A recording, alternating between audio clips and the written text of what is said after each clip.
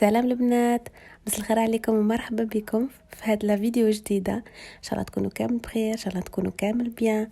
نتلاقاو اليوم كالعاده في رمضانيات ومندازات، وكالعاده حبيت نبارطاجي معكم يومياتي الرمضانيه. ان شاء الله الفيديو تاعنا اليوم يعجبكم ونقول لكم فرجه ممتعه.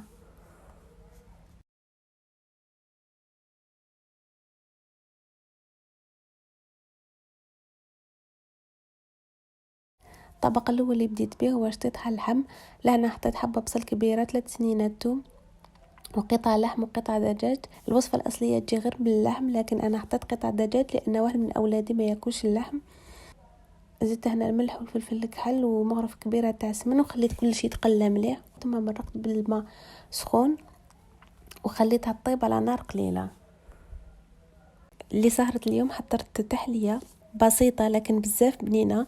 الناس اللي يحبوا التحليات بتوق الشوكولا راح بزاف تعجبكم.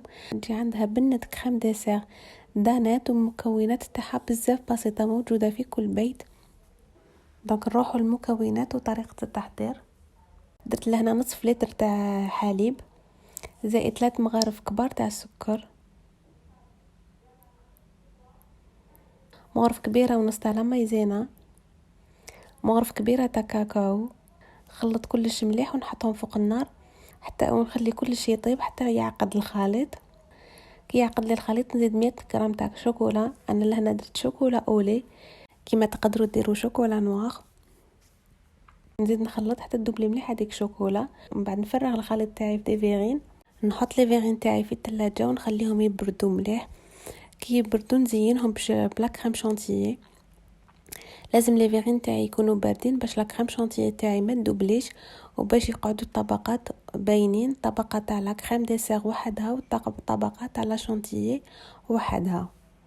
نصف لتر تاع الحليب دارت لي هاد الكميه اللي هي 2 فيغين، لكن انا لهنا لي فيغين تاعي شويه كبار، ولا نتوما عدد افراد العائله تاعكم كتار ضاعفوا الكميه.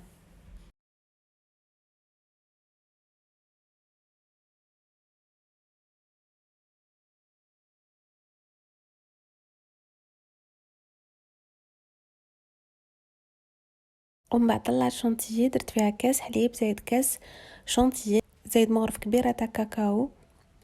زينت به لي فيغين وحطيتهم في الفريجيدير وخليتهم حتى الوقت السهره. تقدروا لهنا تزيدوا تزينوها بشويه مكسرات، راح تزيد تعطيها بنه اكثر. كانوا هادو زوج وصفات اللي حضرتهم نهار اليوم، كنجوزوا لطاوله الافطار.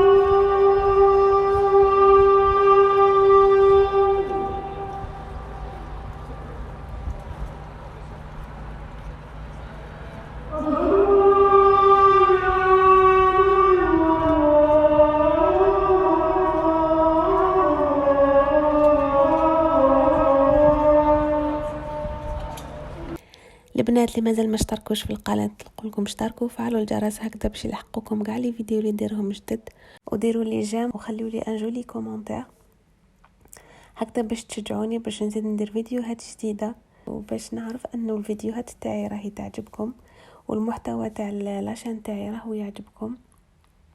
والبنات اللي التحقوا جدد بالقناه نقولكم مرحبا بكم، وان شاء الله المحتوى تاع القناه تاعي يعجبكم.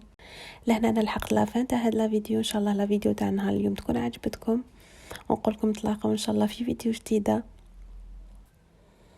D'ici là, portez-vous bien et à très bientôt. Bye bye.